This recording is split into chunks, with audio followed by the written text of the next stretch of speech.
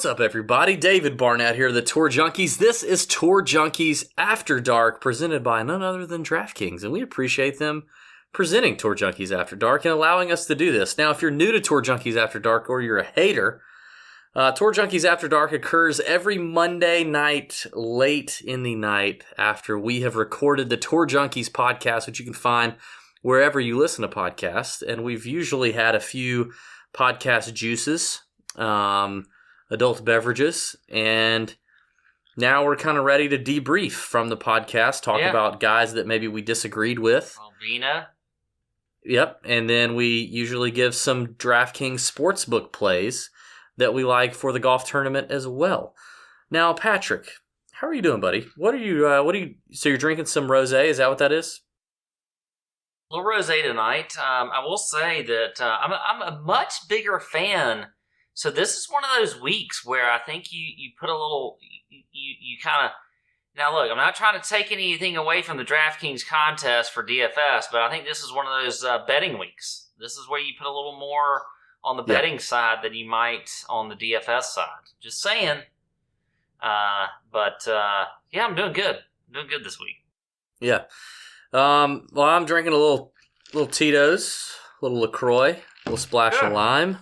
Good for you. Good for you. Feeling good right now. It's going to be a good night. And listen, before we do anything else that's not golf related, for the hardos out there that just, piss and moan that we don't get into the stuff quick enough, I think we should do that. And then maybe we'll end with whatever.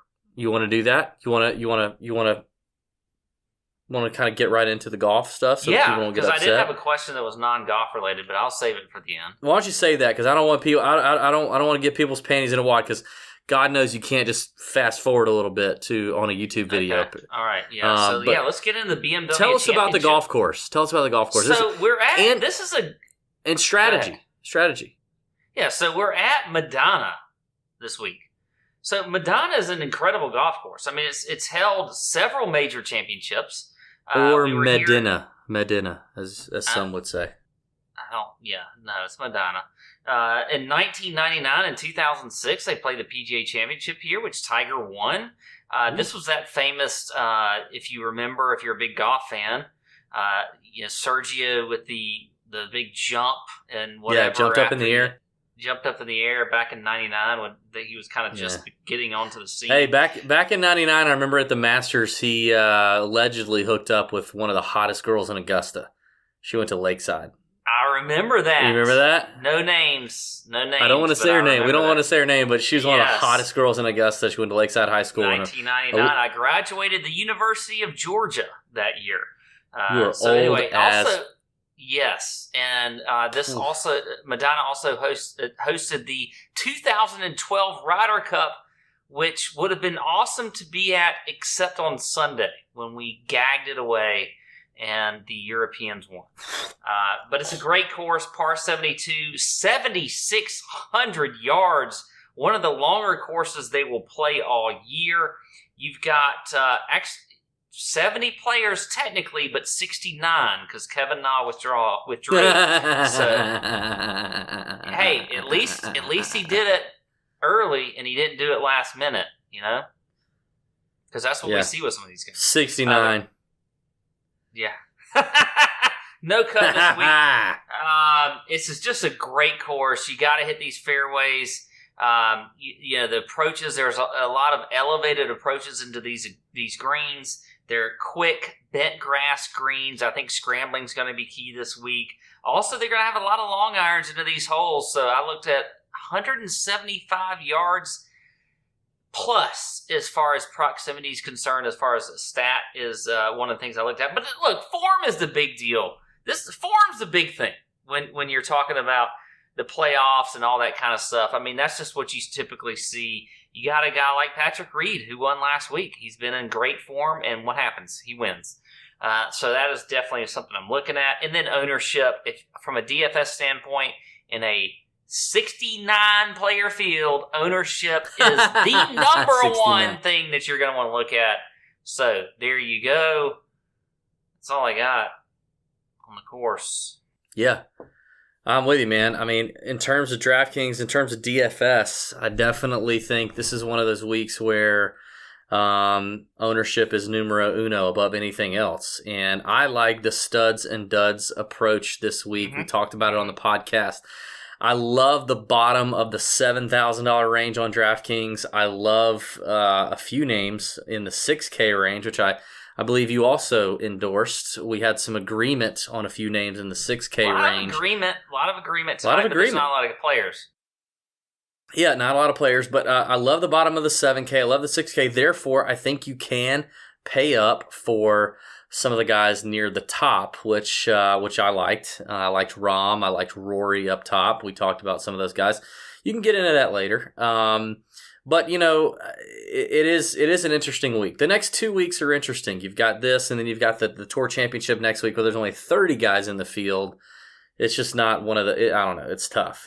I like the outright betting approach to a week like this and a week like next week. So we'll talk about that. I've got a handful of plays for the DK Sportsbook. I really only have one guy that I want to kind of hit you with, but I don't really have much because I think this is just, again, it's one of those weeks where, you know, you can just kind of cowboy it up and do what you want to do because ownership is where it's at.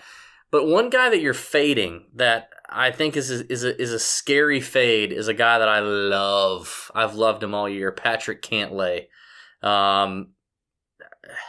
With a guy as talented as him at striking balls, okay, he is elite at striking balls. It's really tough to fade him. It's just tough to fade him when he's constantly in the 10K and 9K range here.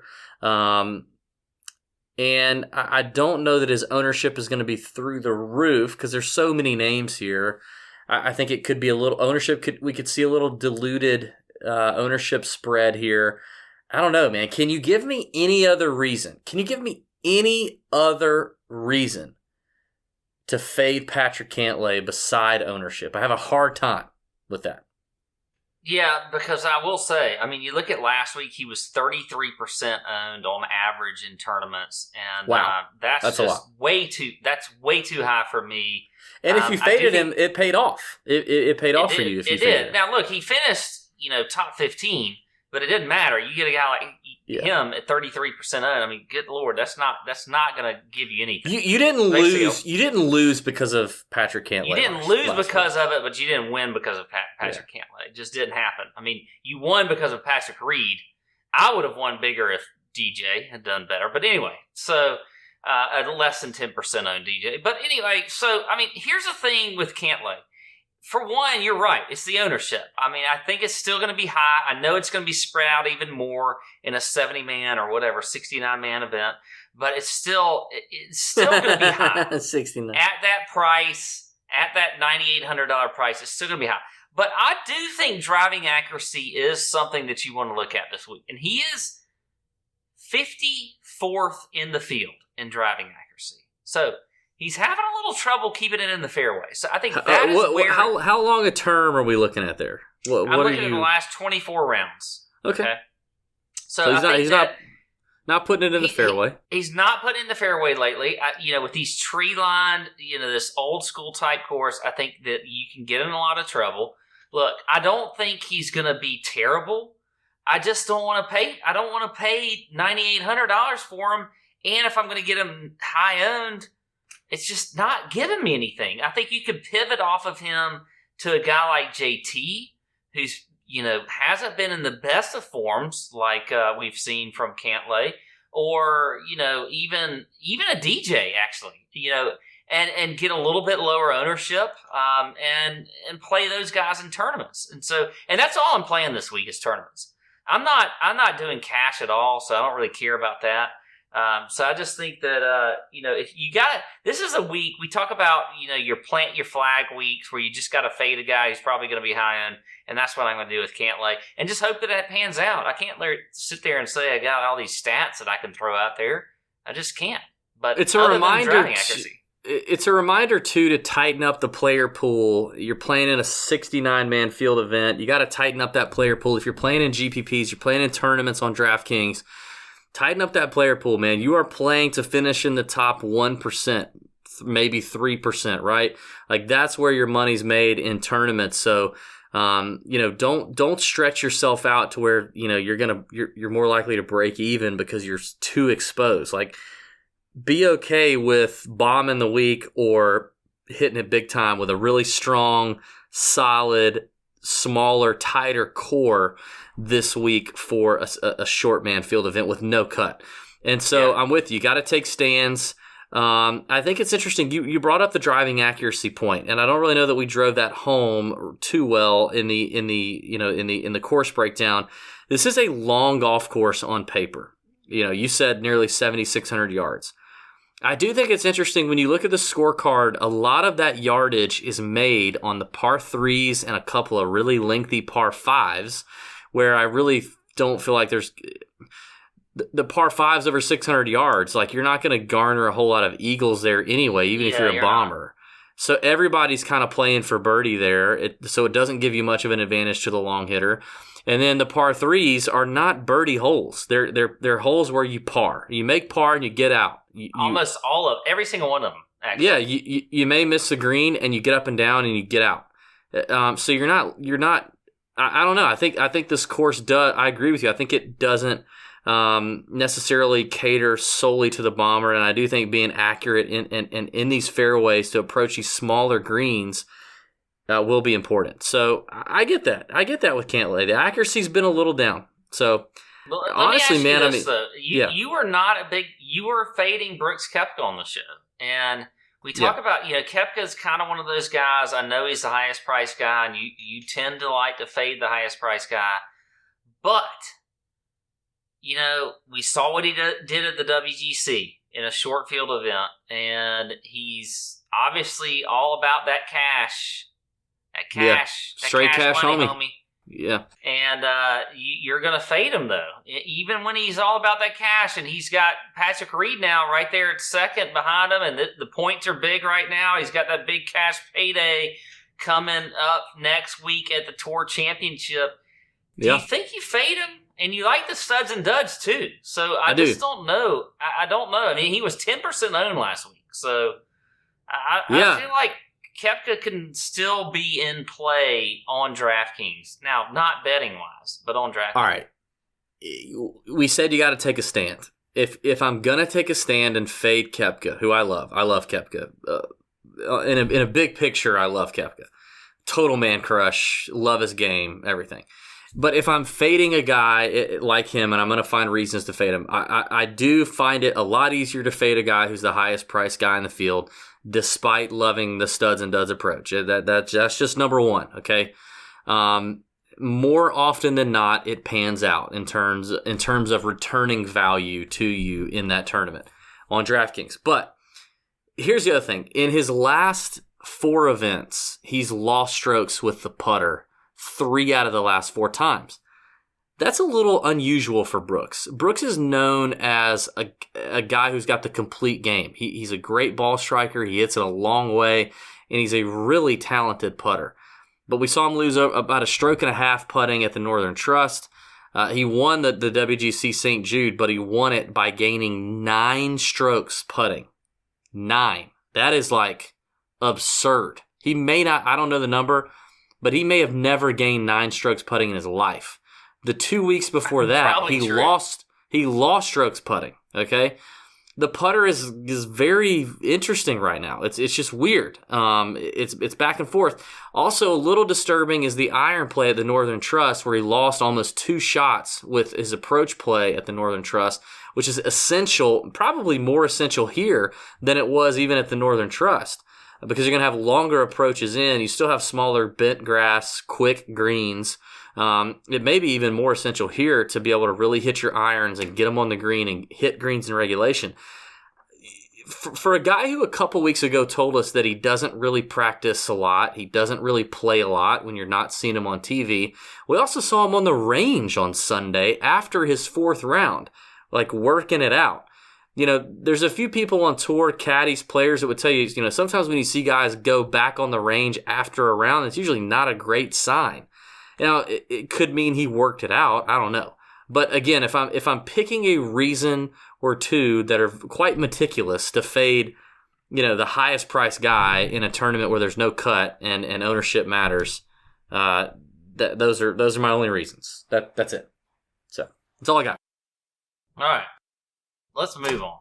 All right, let's talk about DraftKings Sportsbook. Let's talk about some outright bets to win this week. I have a handful, but I'm gonna let you. I want you to start with with whatever DraftKings Sportsbook plays. Mine are all outright winners. I'm just going outright winners this week. Mine are all outright too. I think that's just where the best value is. There's not a whole lot when it comes to the top tens and whatever else. But I'll start with my shortest guy, and that's JT at 16-1. I think if you're gonna bet a shorter odd guy and you're gonna put a little more, I hate betting 16-1.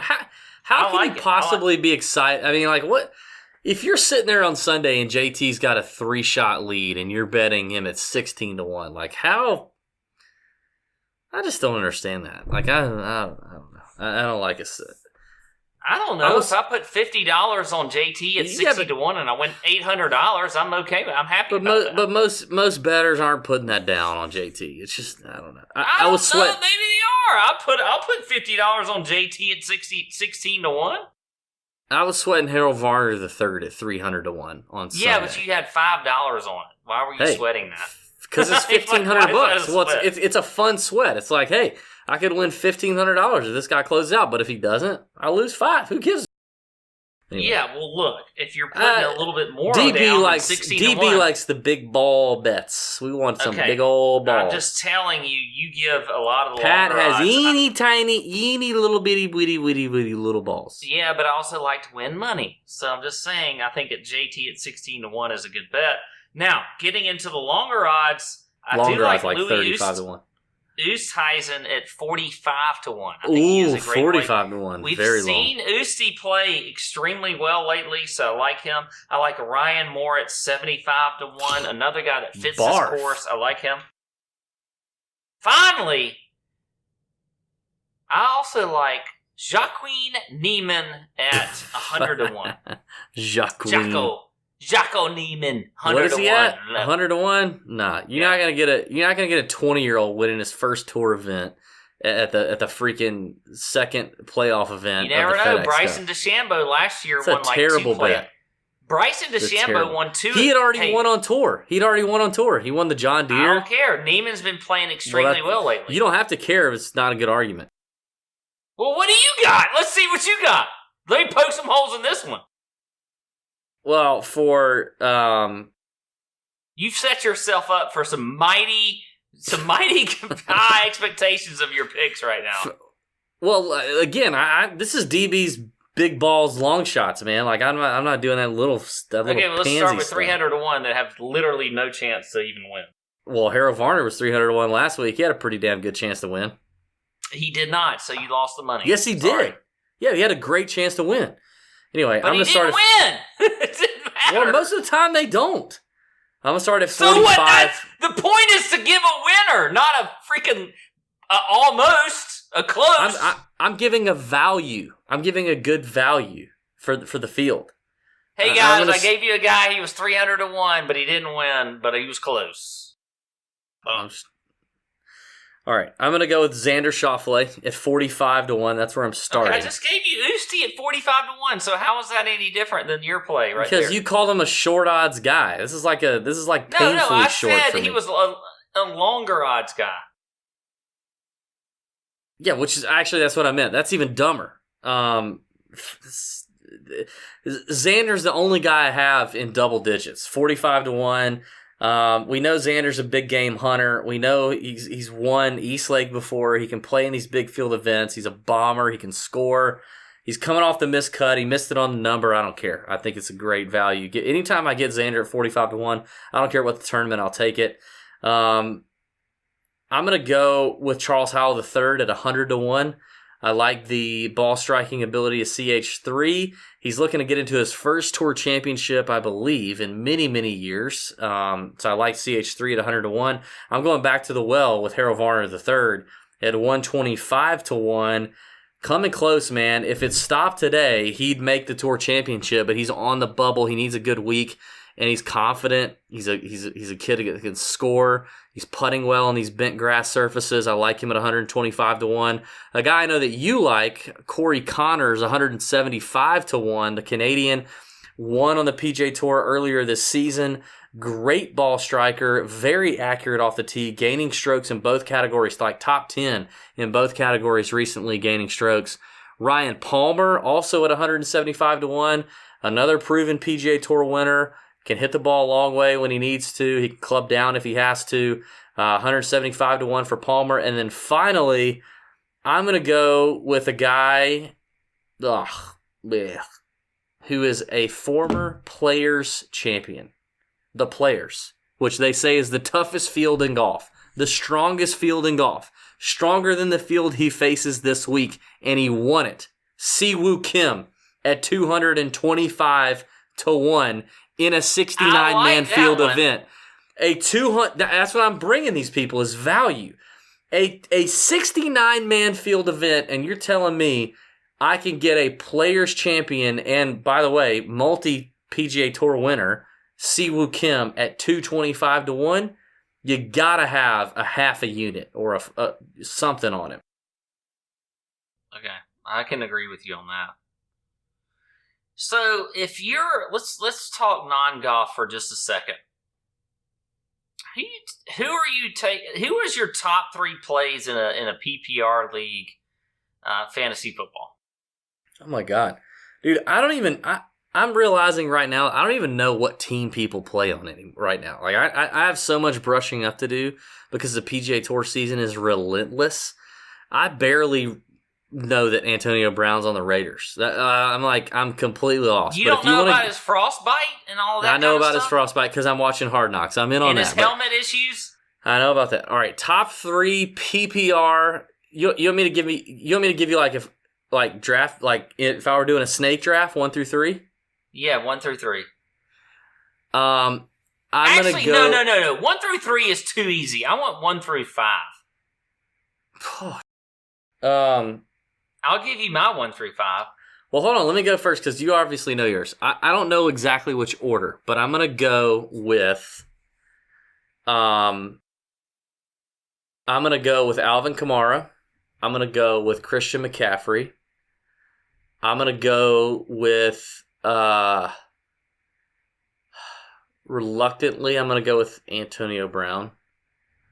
I'm going to go with DeAndre Hopkins. And probably Saquon Barkley. Okay. So I'm going to go with 3 of those guys. I'm going to go with Saquon.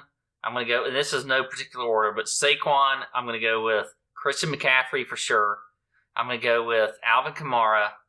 I think David Johnson is actually underrated. I think he is a good PPR play. I think someone that you should look at. I like him as well.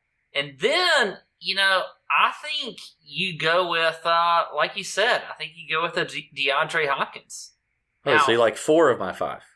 I like 4 of your 5. Now, Zeke interests me a little bit because I think people overreact a little bit to all this news that's in the preseason and whatever else with I just hate the Cowboys. Not only Antonio Brown, with Zeke, with whatever else. So I think you take advantage of that. Hey, if you want to take a guy in your draft in the 3rd round and everybody's telling you to take him in the 6th round, freaking take him in the 3rd round.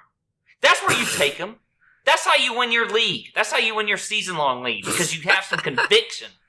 You don't go with what everybody else says you're supposed to do. So there you go. You're getting fired up there for a little fantasy football discussion, huh? Anyway, that's all I got.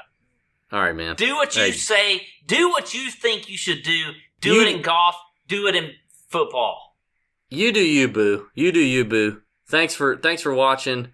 Give it a thumbs up. Give it a subscribey, all that fun stuff. See ya. May your screens be green. No, I say that. See ya.